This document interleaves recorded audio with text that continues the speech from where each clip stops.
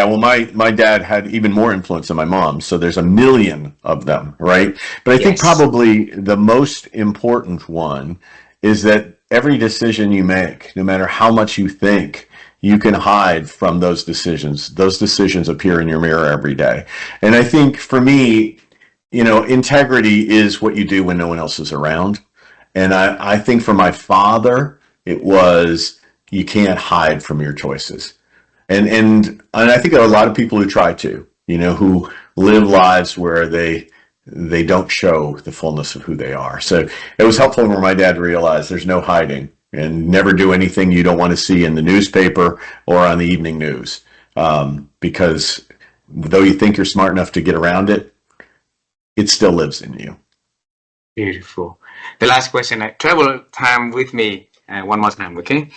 It seems like you have another meeting, right? So I want to keep it quick. If you travel time with me and meeting the young little kid, Joseph, and then you tell him about the future journey that he's going to have, what is the one thing that you're going to tell him?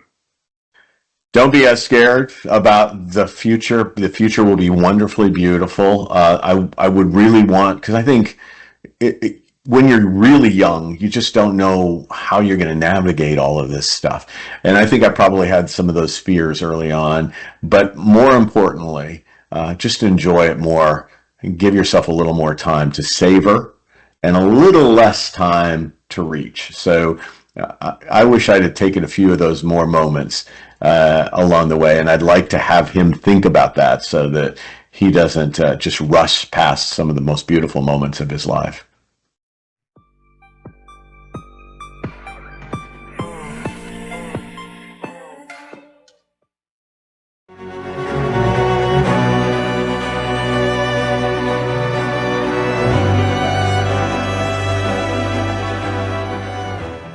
She told me that anybody can do the cooking, you go to school.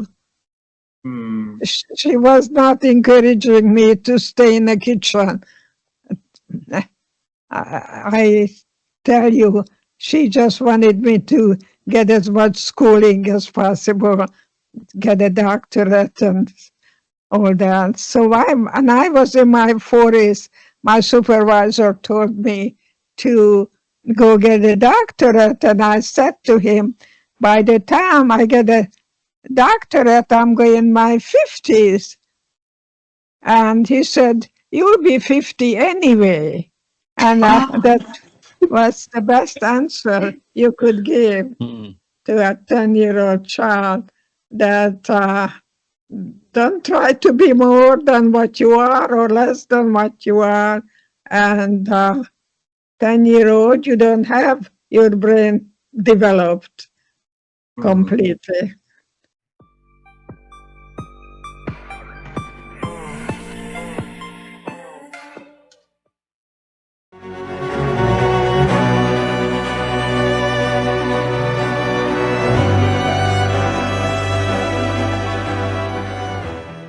I think it's really easier than we think. So I start every day with a walk. I'm outside walking for 60 minutes or more. And it's very easy to just walk along and think about all the things you're going to do for the day, or listen to music or a podcast, and you're just doing the walk. But I set a goal every day of, I want to experience a moment of awe. And so I look for, what is that moment of awe? Maybe today it was a beautiful a beautiful tree with cherry blossom blooms, right? We're in spring here in my city, and so it was just beautiful pink floral explosion, and it was like, that's my moment of awe today. And it's that simple. I'm not just going to go through this walk for 60 minutes and be outside and check the box that I moved. I'm going to intentionally try to experience awe. And so I think it's, as we're planning our weeks, as we're looking at what we have to do, it's just asking yourself, how can I be more curious this week? How can I be more open to what I might gain from those around me or from the experiences that I have?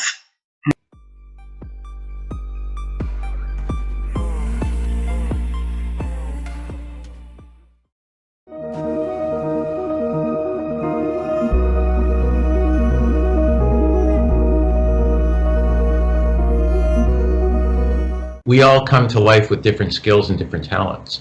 Mm. So what works for me isn't going to work for you. But what's most important to you is to figure out what those talents are. And sometimes you don't even know what they are because you haven't pushed yourself hard enough. And you may find out you're very good at something. Like I thought I was shy, I was introverted, I could never give a good speech, I could never be a lawyer.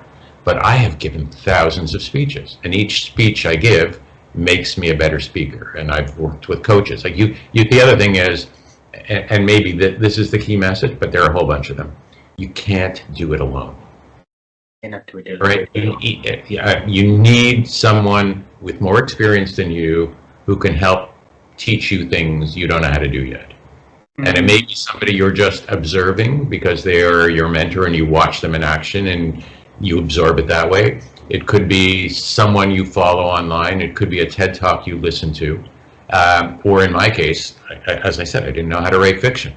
And literally, I didn't know how to write fiction. I was, my editor, when I showed her the first draft of my first fiction, said, it wasn't my first draft, it was like draft 25, said, this is okay for an amateur, Norm, but if you want to be considered a serious author, there are 10 things you need to learn how to do, and you can't do any of them. Like you can't, your dialogue is horrible. Your characters don't have any art.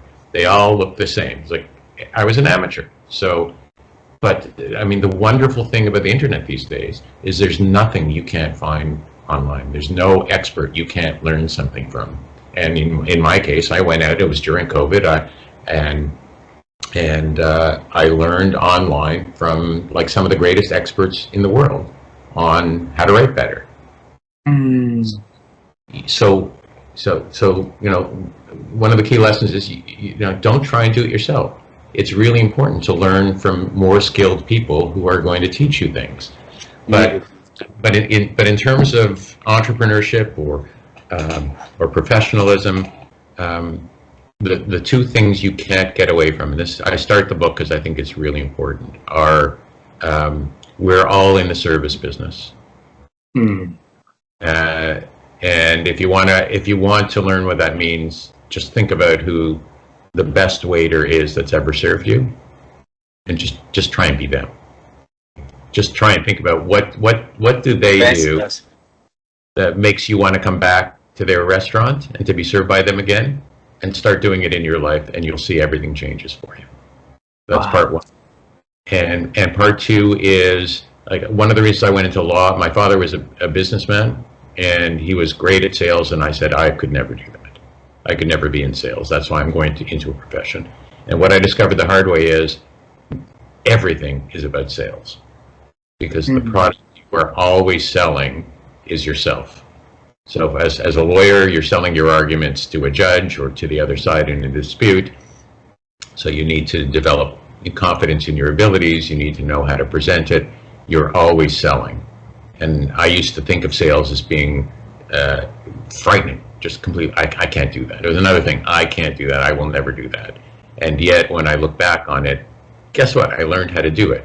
How? I watched people who were way better at it than me, and I said, okay, they're doing this, and that's what I put in Take Charge. I give it to you. I said, it's sort of okay, here are not only the things you need to think about, but here's how to think about it, and here are little steps you can take to improve it. And and if you're further along in your career, if you've just become a partner somewhere, or you're on the cusp and you know all the basic skills, or you think you do, I wrote a sequel to this called Never Stops. Same format, but just more advanced skills.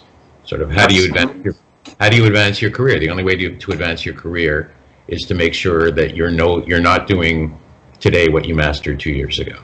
That somebody more has taken it over, so you can learn how to do something you don't know how to do. And why don't we do it? And this gets back to the key point in Take Charge. So Take Charge and Never Stop, but Take Charge as the only reason you're not taking on something new is because you're afraid you're going to fail. And the more like at the beginning, everyone expects us to fail. We expect to fail. We're learning, just like a child. And then the more you become expert at something, the more embarrassed you become to admit you don't know how to do something else, so you never learn it. Why? Because I don't want to be exposed as not knowing how to do this.